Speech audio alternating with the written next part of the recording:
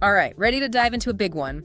Today, it's Pearl Harbor. A pivotal moment in history, for sure. We all know the date, December 7th, 1941, infamy and all that. Right. But I gotta say, in getting ready for this, I was struck by how much more there is to this story. Absolutely. It's so much more than a date. It's not just about the attack itself, you know? Definitely not the why, the how, the ripple effects. Yeah. That's the really fascinating stuff. Exactly. Luckily, we have expert speaker here to help us unpack it all. Happy to be here.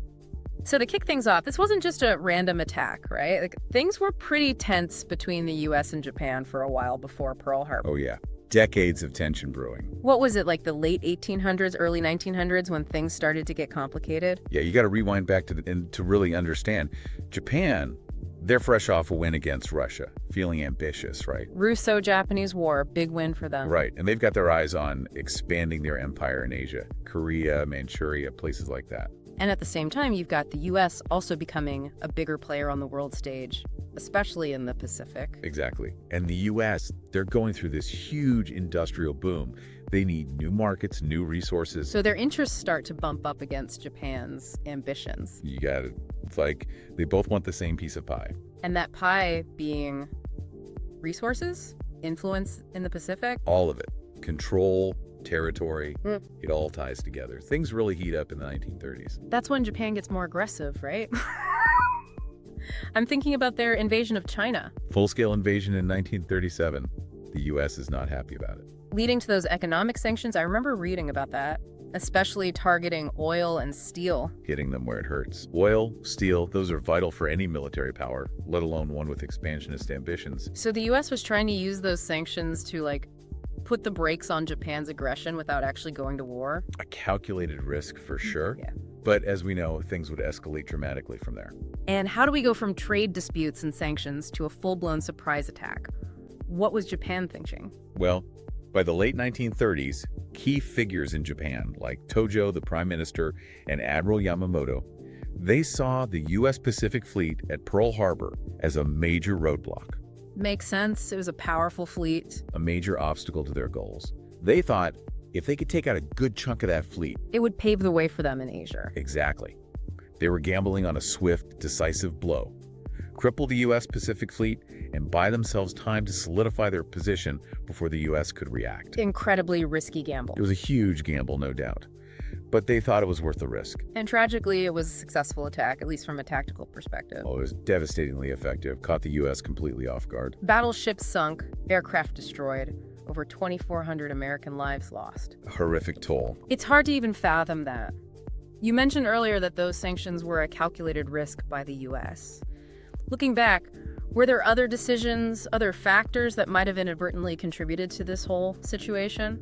It's one of the most fascinating things about studying history. It really makes you think about those seemingly insignificant things, like what if diplomatic efforts had been different? Yeah, or what if the U.S. had interpreted Japanese intelligence better? Exactly. There were warning signs, There were. intercepted communications that hinted at a possible attack, Oh. but they were misinterpreted or just dismissed outright. So, a failure of intelligence gathering and analysis. Played a crucial role for sure. It really shows you history, it's not a straight line, is it? Nope, more like a tangled mess. Choices, misunderstandings, unintended consequences, the works. Exactly. And the aftermath of Pearl Harbor. Yeah. Perfect example. Short term. Yeah, it was a win for Japan. They achieved surprise, caused some serious damage. They did. But in the long run, much more complex. Because this wasn't just about one battle. This was the catalyst for the U.S. entering World War II. Huge turning point. What did it do to the American public? I think it galvanized them, Yeah. shocked them, angered them, made them feel vulnerable. It unified the country against Japan. More than any political speech could. For sure. Remember Roosevelt's infamous speech? Of course. Captured the national mood perfectly. And solidified the U.S.'s entry into the war. Yep. And that, of course, had massive implications, global scale. Oh, yeah. Shifted alliances, Yeah. Axis versus allies. And the U.S. is suddenly a major player. Major player. And it wasn't just about the battles themselves. Right. The U.S. transformed socially, politically, economically. Mobilization for war. Huge demand for labor. Women stepping into roles traditionally held by men. Factories, shipyards. Exactly. Yeah. Jobs that were considered, men's work. I was reading about that in the source material. Challenging traditional gender roles, paving the way for greater participation of women in the workforce, even decades later. Big changes. Almost like amidst all the tragedy, there was a social awakening happening too. It really puts things into perspective, doesn't it? Tragedy and progress often intertwine throughout history. But speaking of progress, we can't forget about the technological advancements that came out of this period. What role did the war effort play in accelerating those? Oh, it's a huge catalyst. I mean, when your survival is on the line, you pour everything into new technology, right? Anything that might give you an edge in the fight. Makes sense. Take radar technology, for instance. It advanced in leaps and bounds during World War II. Oh, for sure. Completely changed navigation and detection.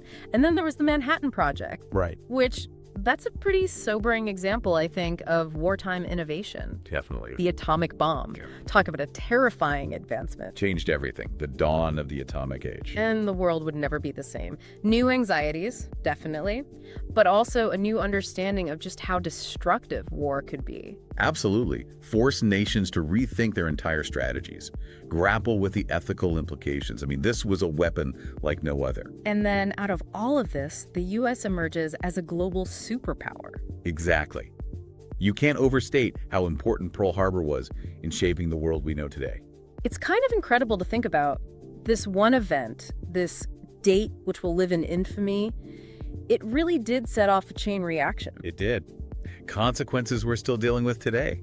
It really makes you think about that idea of interconnectedness, unintended consequences, how one moment can alter the course of history. It really can. Pearl Harbor wasn't just a battle. No, it was a turning point, a catalyst. And its legacy is still with us in ways we may not always realize. Wow. Well, I've certainly learned a lot today. Thanks for taking us on this deep dive. It's been fascinating and honestly a bit humbling to think about all the decisions and missteps and unforeseen consequences that led to that fateful day. It's what makes studying history so compelling, isn't it? It's rarely simple, even when we think we know the story. You really never know the whole story, do you? Exactly.